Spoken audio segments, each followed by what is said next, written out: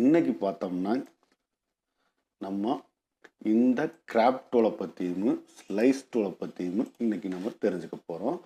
First graph டூலை பற்றி நம்ம தெரிஞ்சுக்குவோம். நம்ம ஃபைல்குள்ளே போய் ஒரு நியூ விண்டோவை ஓப்பன் பண்ணாலும் சரி ஓப்பன் பண்ணிக்கங்க. அப்போ தான் கொஞ்சம் லைட்டாக நம்மளுக்கு புரியும்.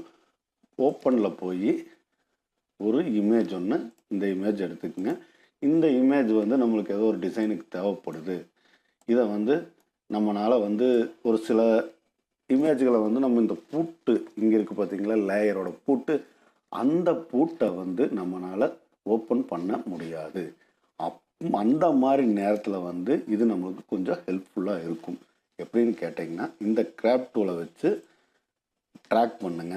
மவுஸில் லெஃப்ட் ஹேண்ட் சைடு இருக்கிற அந்த மவுஸை கிளிக் பண்ணிவிட்டு நீங்கள் ட்ராக் பண்ணுங்கள். ட்ராக் பண்ணிவிட்டு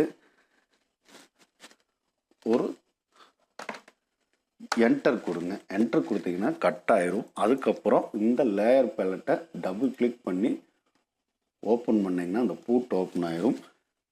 உங்கள் கீபோர்டில் இருக்கிற அந்த பி கீயை ஒரு கிளிக் பண்ணிவிட்டு லெஃப்ட் சைடில் மவுஸை பிடிச்சிக்கிட்டு அப்படியே ட்ராக் பண்ணிங்கன்னா இந்த ஏரியாக்குள்ளே வந்துடும்.